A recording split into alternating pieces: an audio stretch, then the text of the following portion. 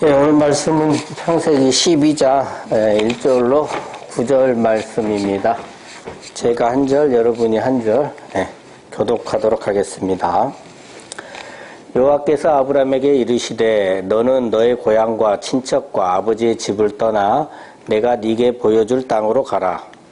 내가 너로 큰 민족을 이루고 네게 복을 주어 네 이름을 창대하게 하리니 너는 복이 될지라. 너를 축복하는 자에게는 내가 복을 내리고 너를 저주하는 자에게는 내가 저주하리니 땅의 모든 족속이 너로 말미암아 복을 얻을 것이라 하신지라. 이에 아브라함이 여호와의 말씀을 따라갔고 롯도 그와 함께 갔으며 아브라함이 하란을 떠날 때에 75세였더라. 아브라함이 그의 아내 사레와 조카 룻과 하란에서 모은 모든 소유와 얻은 사람들을 이끌고 가나안 땅으로 가려고 떠나서 마침내 가나안 땅에 들어갔더라. 아브라함이 그 땅을 지나 세겜 땅 모래 상수리 나무에 이르니 그때 가나안 사람이 그 땅에 거주하였더라. 여호와께서 아브라함에게 나타나 이르시되 내가 이 땅을 네 자손에게 주리라 하신지라. 자기에게 나타나신 여호와께 그가 그곳에서 제단을 쌓고 거기서 베델 동족산으로 옮겨 장막을 지니 서쪽은 베델이요 동쪽은 아니라. 그가 그곳에서 여호와께 제단을 쌓고 여호와의 이름을 부르더니. 다 같이 읽겠습니다. 점점 남방으로 옮겨갔더라. 아멘. 잠시 기도하겠습니다. 아버지, 또 이렇게 귀한 시간 허락하여 주시고 아버지께 나오게 하시고 또 이렇게 함께 예배드림으로 하나님의 귀한 말씀을 청취할 수 있도록 하시며 아버지 너무나 감사합니다. 아버지, 오늘 이 시간 특별히 따라야 할 참 아버지라는 제목으로 가지고 말씀을 나누고자 합니다.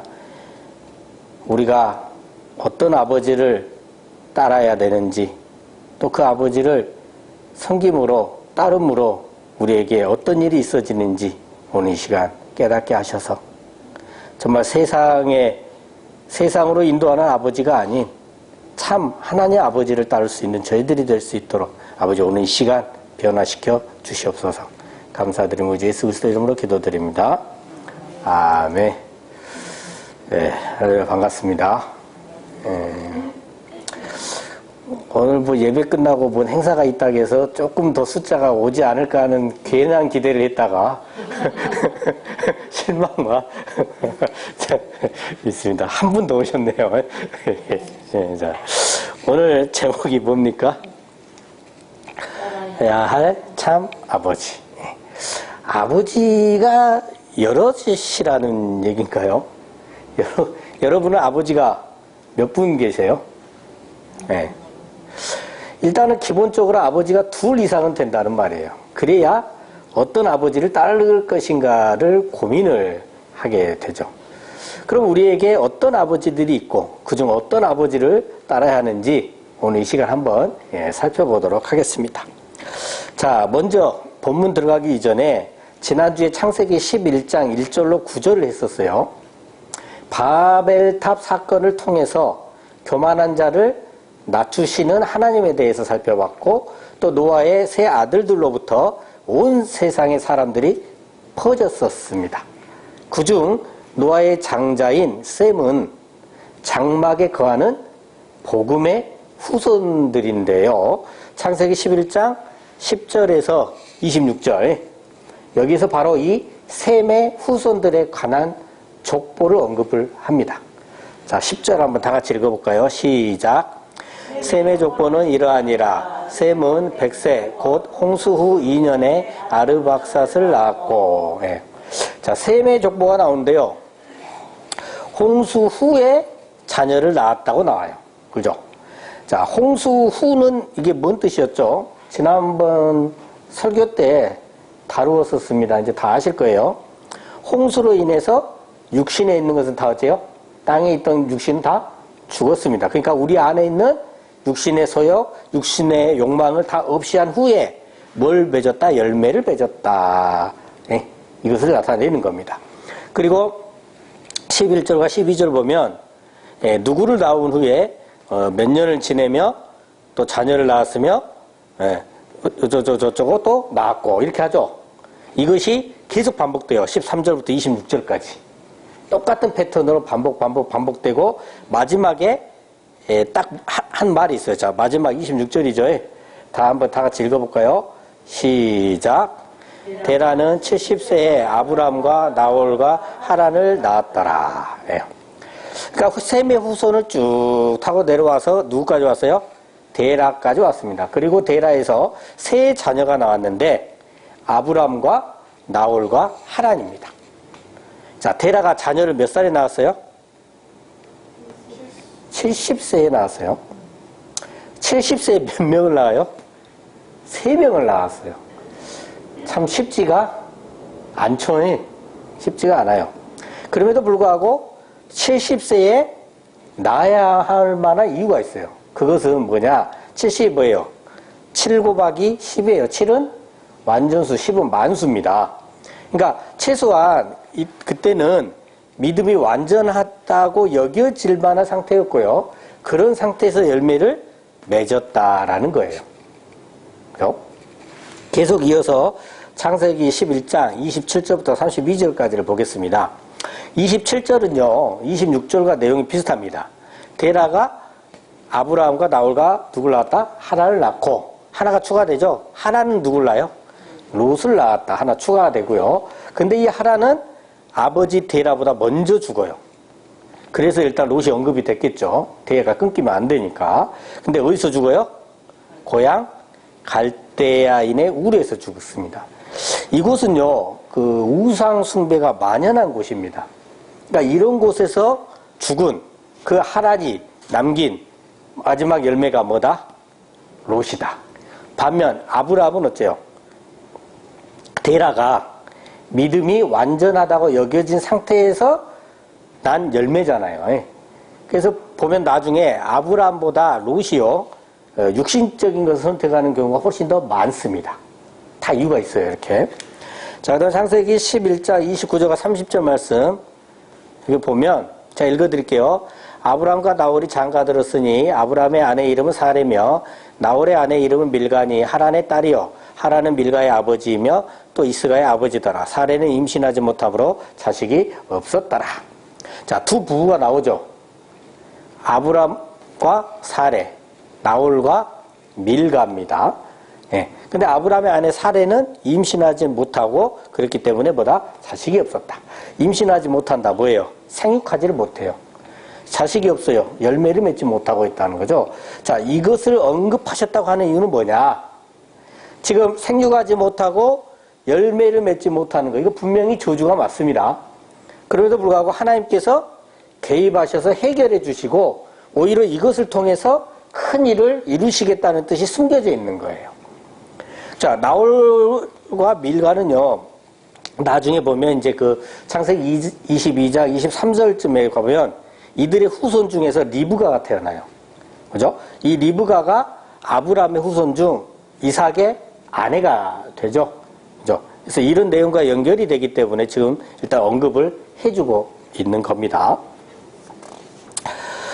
자, 창세기 11장 이제 31절과 32절을 보면요, 데라가요, 아주 중요한 일을 합니다. 네. 데라가 보면 아브람과 손자인 롯과 이 며느리, 그러니까 아브람의 아내인 누구? 사레를 데리고 어디에서 떠나요?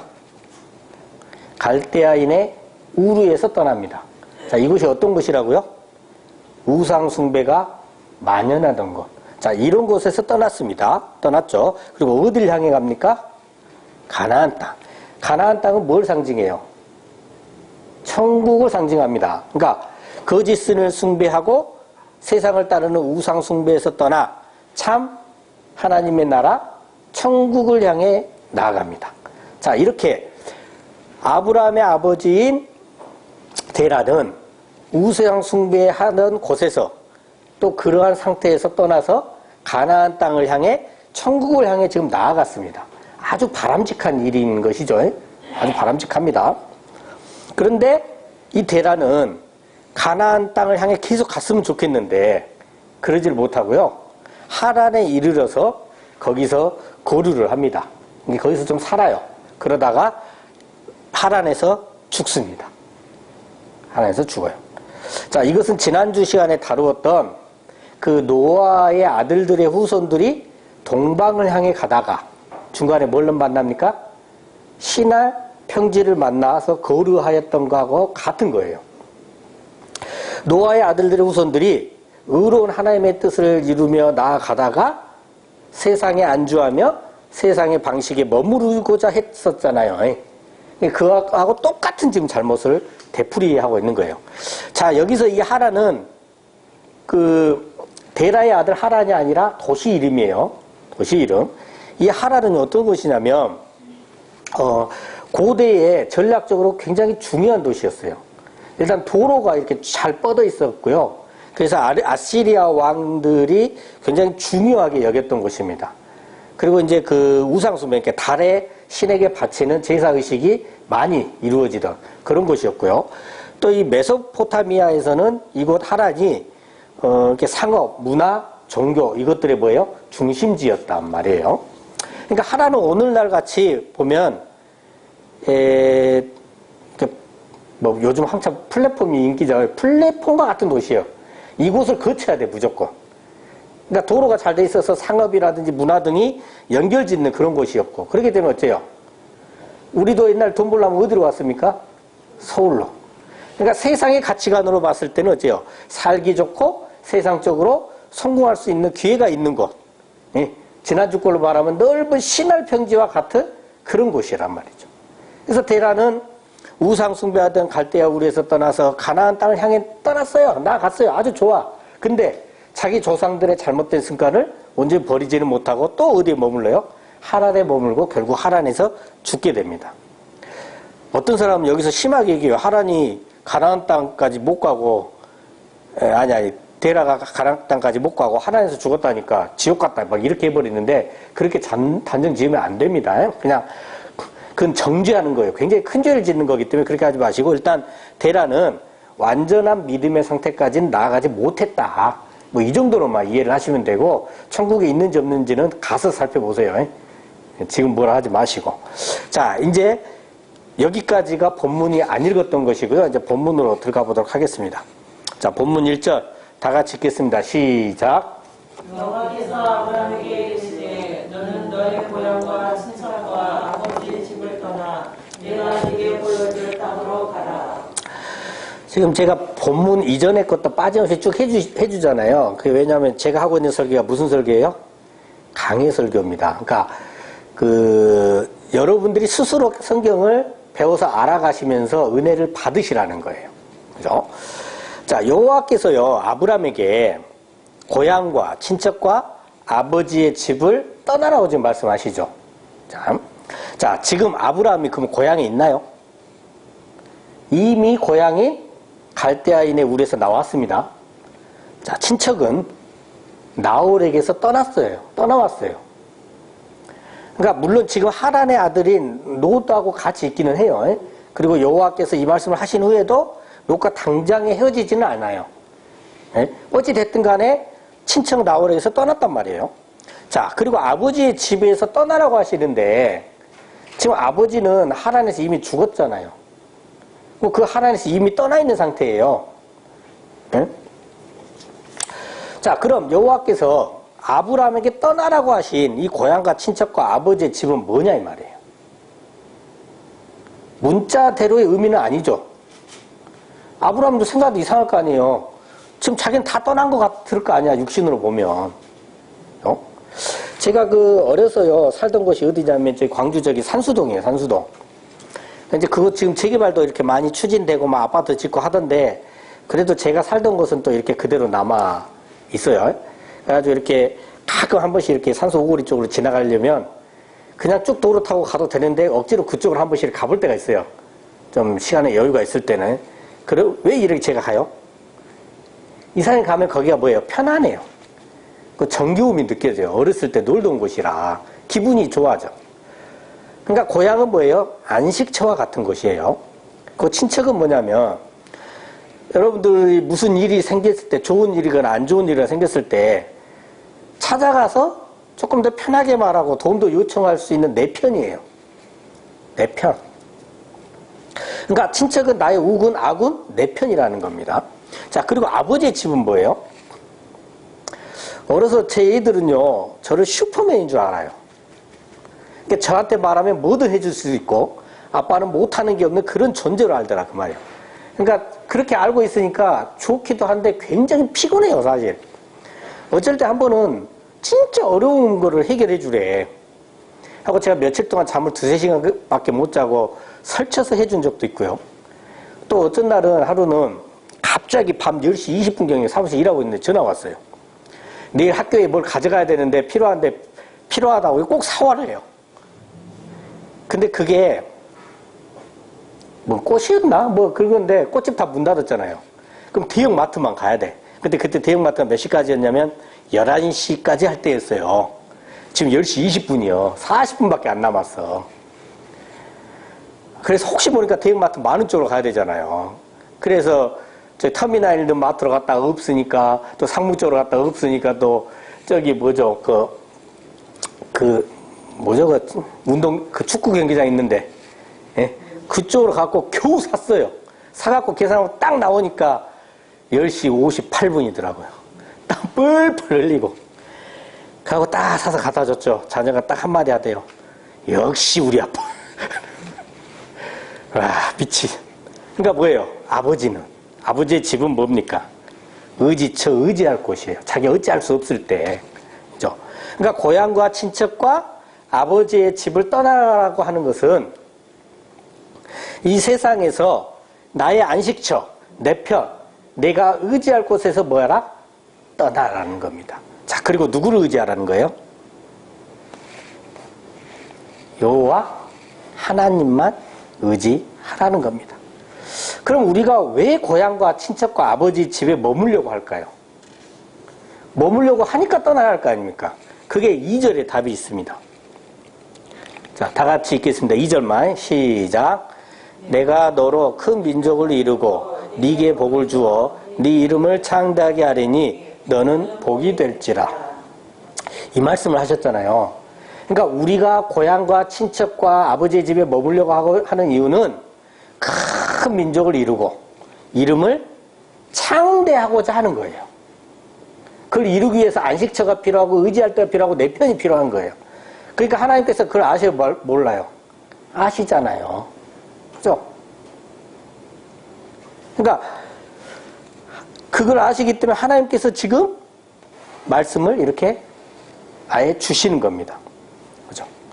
날 도와줄 수 있는 내 편과 의지처, 안식처를 활용해서 그렇게 노력해서 세상에서 성공함으로 하나님과 같이 높아지려고 자신의 이름을 높이려고 하면 어떻게 됩니까? 하나님께 엄청나게 혼을 나시겠죠.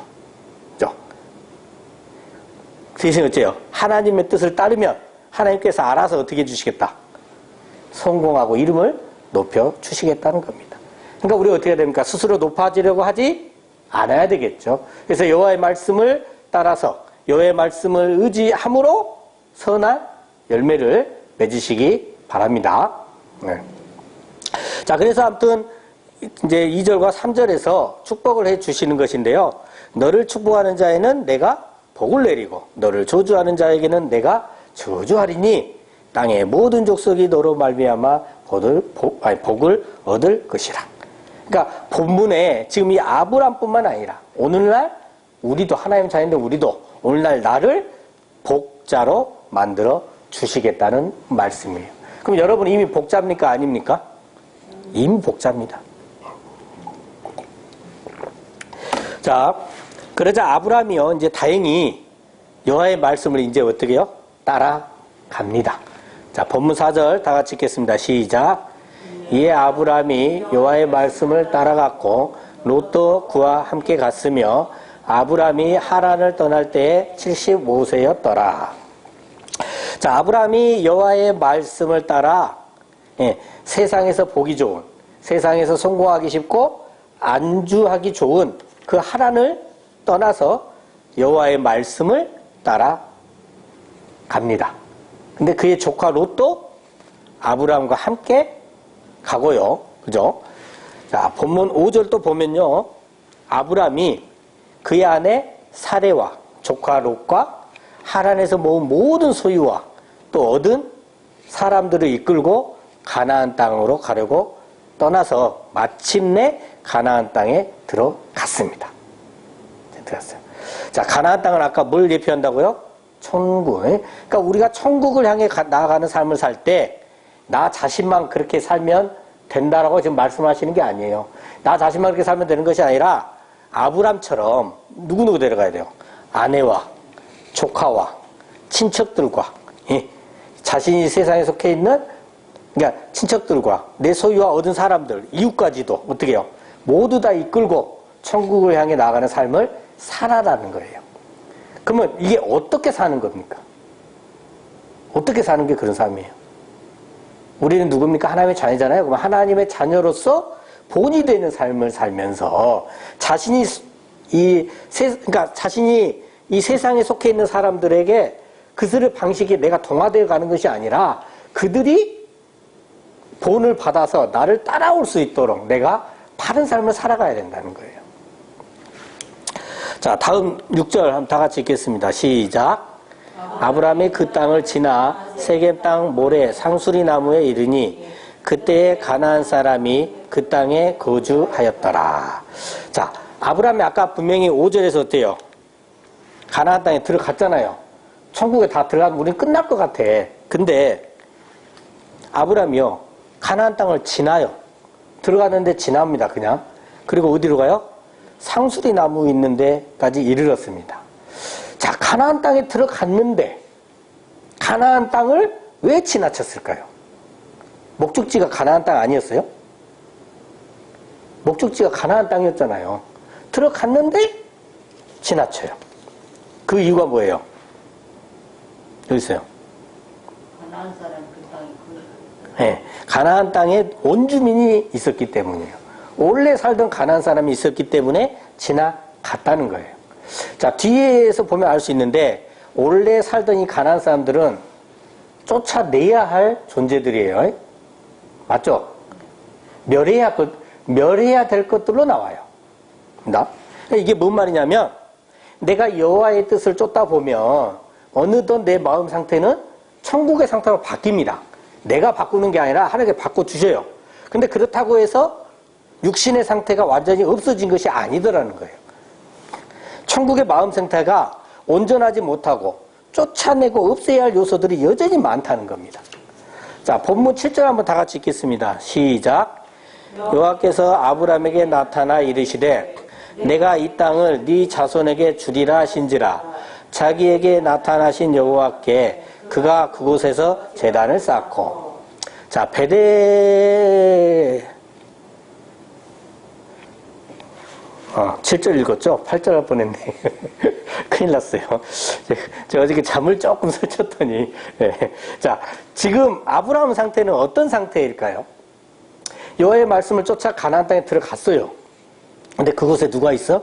원주민이 있고 현재 자신의 처지를 볼 때 도저히 이 가나안 땅을 차지할 수 없을 것 같단 말이에요. 지금 우리들도 보면요, 예수님을 믿어요. 하나님의 자녀가 된 것 같고 복음을 받아들였는데 하나님의 자녀답게 살기보다는 오히려 세상 사람들한테 손가락질 받을 만한 일을 하고 있습니다. 난 도대체 뭔가 의기소침해져요. 그때 여호와께서 아브라함에게 말씀을 해주십니다. 뭐라고요? 내가 이 땅을 네 자손에게 주리라. 나는 할 수 없다고 생각하고 있었는데 누가 주시겠다. 하나님께서 주시겠다 하니까 내가 잠깐 믿음이 흔들리려고 했는데 여호와께서 나의 이 마음을 아시고 다시 말씀해 주시오. 내가 이 땅을 네 자손에게 주리라. 말씀해 주시니까 역시 여호와께서 날 아신다라고 위로가면서 감사하게 되고 다시금 믿음 붙들 수 있게 되는 것이죠. 그래서 아브라함도 여기서 여호와께 뭘 쌓아요? 감사함으로 제단을 쌓잖아요. 여호와께 감사 예배를 드린 겁니다. 자, 근데 바로 이 예배를 드린 곳이 어디냐? 어디였어요?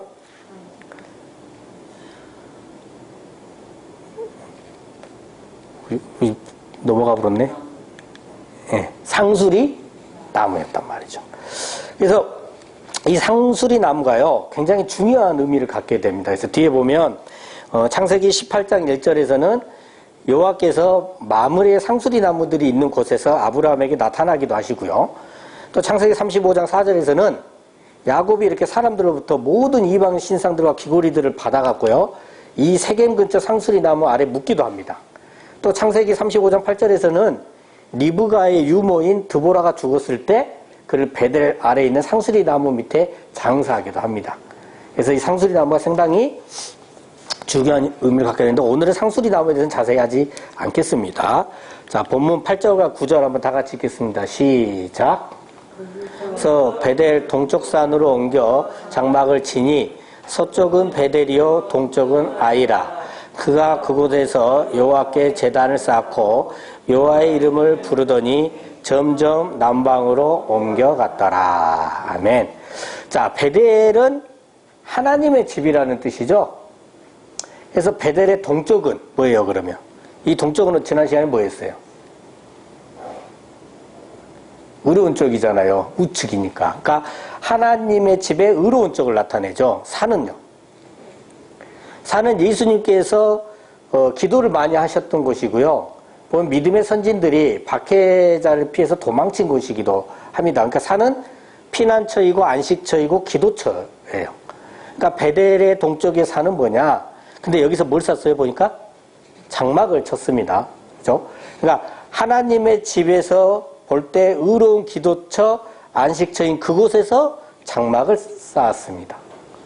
장막은 뭐냐면 오늘날의 교회 공동체를 세웠다라는 거죠. 그래서 그리고 뭘 불러요? 여호와의 이름을 불렀습니다. 그러니까 여호와께 의지하며 살았다는 거죠.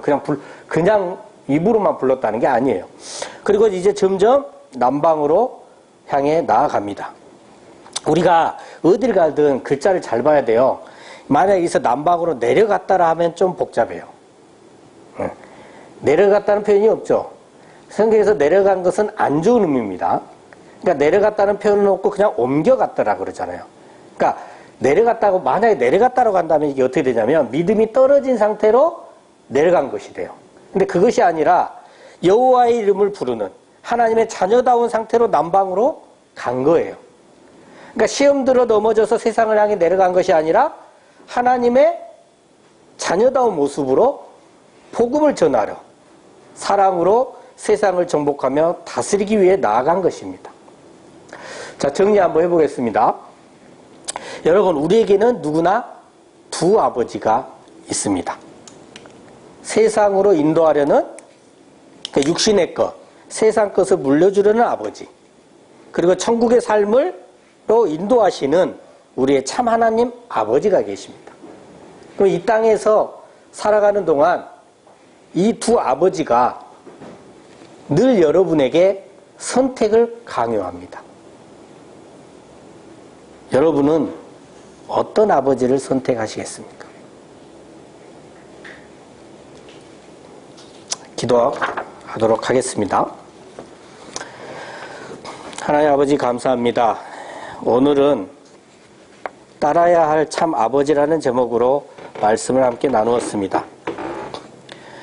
우리는 이 땅에 나의 안식처가 되는 곳, 내 편인 사람들이 있는 곳, 내가 의지할 곳이 있는 그곳에서 떠나기 싫어합니다. 하나님께 의지하며 기도하기보다는 세상의 사람들과 세상의 자본으로, 세상의 권력으로 문제를 해결하고자 하는 삶을 살아가고 있습니다. 부디 이 시간 우리의 참 아버지가 누구신지 온전히 깨닫게 하셔서 하나님 아버지께만 의지하며 기도로 묻고 살아갈 수 있는 저희들이 될 수 있도록 역사하여 주시옵소서.